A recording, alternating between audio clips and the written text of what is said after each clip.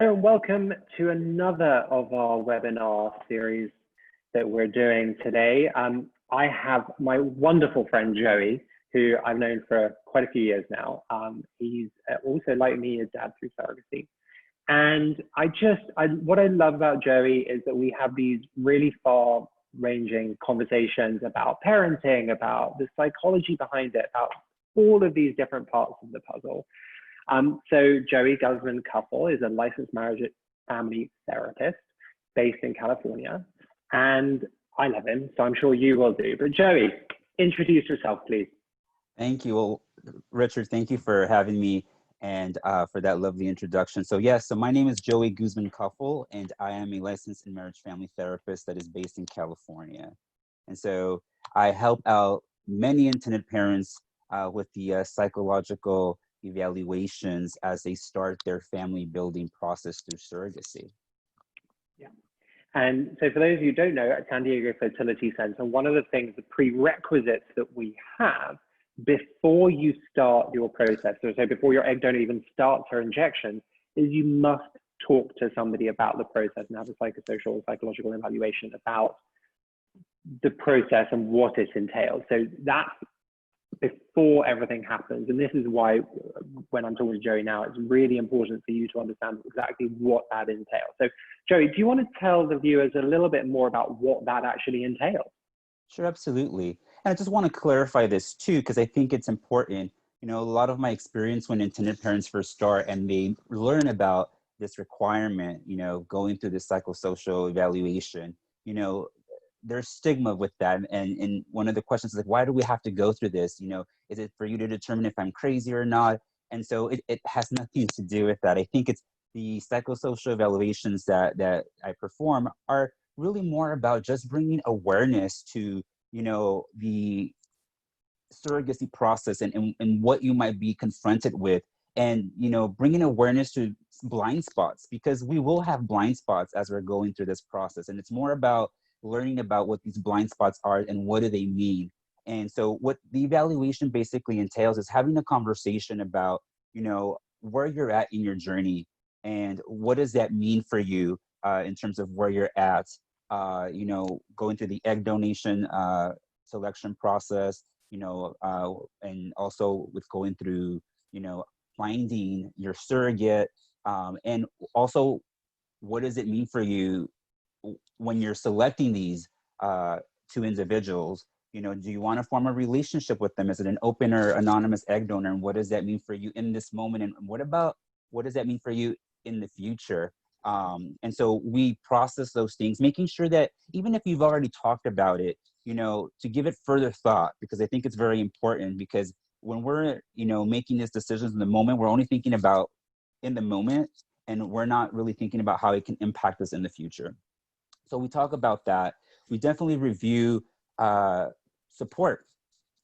Going through this process, you know, it's very important to have support, and not just the support that you have from your other half, but the people around you, like who forms part of that support system, because it's a long process and there's so many moving pieces, and there will be times where you and your spouse or you and your partner may be, you know, tapped out from being each other's support, and you're, you know, because it can take a while to get, you know, to the end of where you want to be. So having a support system is very important, so that you give yourself, you know, and your spouse the opportunity to take a break and go to your support systems, talk it out, and then regroup and be fresh. But having people around you going through this process is going to be important. So we process that, we evaluate the importance of having support.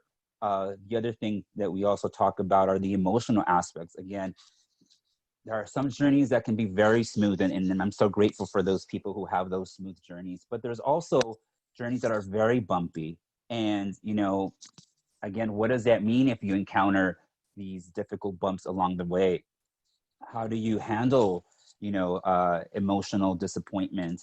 You know, do we have coping skills that we can use to help us throughout that process? So we tap into that, we look at that, we process that. We review some of the legal aspects as well, because there's a lot that goes into the legal, and sometimes, you know, there's a lot of legal jargon, and what does that mean? Make sure that you ask questions about what's on the contract, making sure that what you and your surrogate or you and your egg donor have agreed upon is exactly what's reflected on the contract. So we talk about that. And then also the importance of a birth plan, especially with international couples or couples who are out of state from where your surrogate is residing. Having a birth plan is very important, because what if you don't make it in time for the birth of what if there's something that's unexpected? You want to have a birth plan in place. So we process what that means.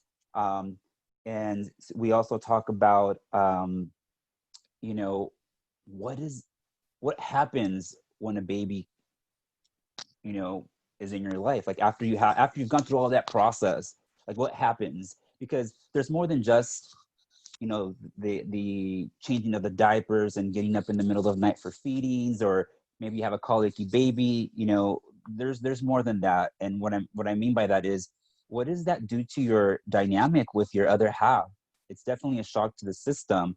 And I find that that's not really addressed many of the times when we're going through this process, because we're so focused on the main goal of having a baby that that's all we're thinking about. So I think it's important that we process this in this session, just to give you an idea about, you know, what are the things that could come up. And it's also important for you to continue to have those conversations, you know, as you're going through the process, even after, to prepare for some of these things that can come up for you and may impact your relationship and your family system. So there's a lot that goes into the cycles evaluation. So it's not about, you know, are you going to determine if I'm crazy to, you know, well, that it has nothing to do with that. It's more about talking about things that you may face, the importance of, you know, just giving it you know, a second thought to it.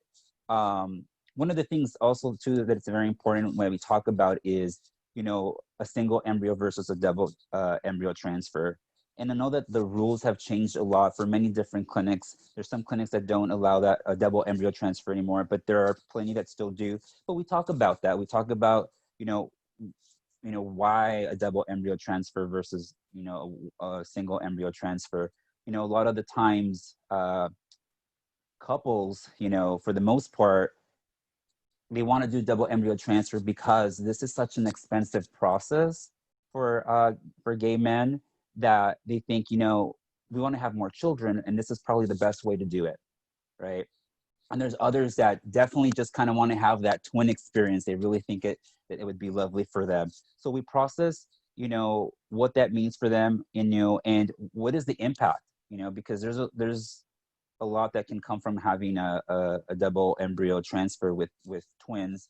And what does that mean for them if their journey turns into, you know, having two babies in the NICU, and what does that mean for the babies, for them?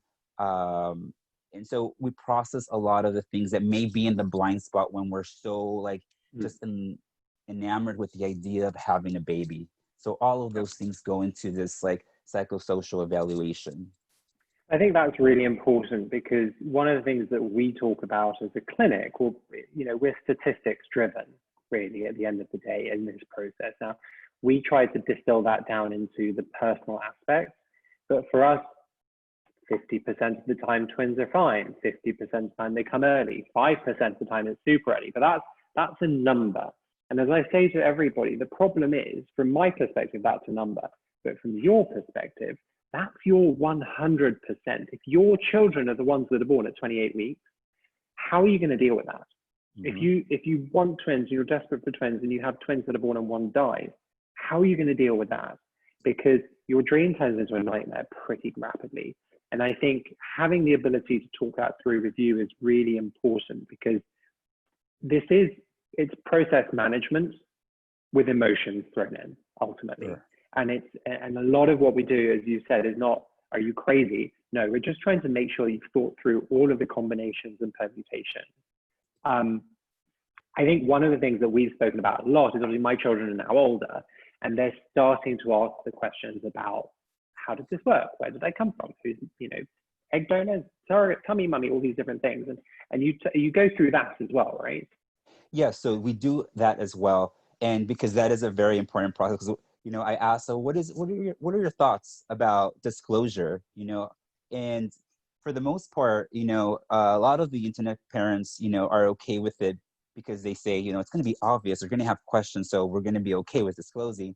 And there are some families that, say, well, we're going to wait until, it's, a certain age to provide that information. Now, what I kind of talk to them about is, well, in a family system, when there isn't transparency, it leads to confusion, which then opens the door for chaos. And for children, it can look in so many different ways.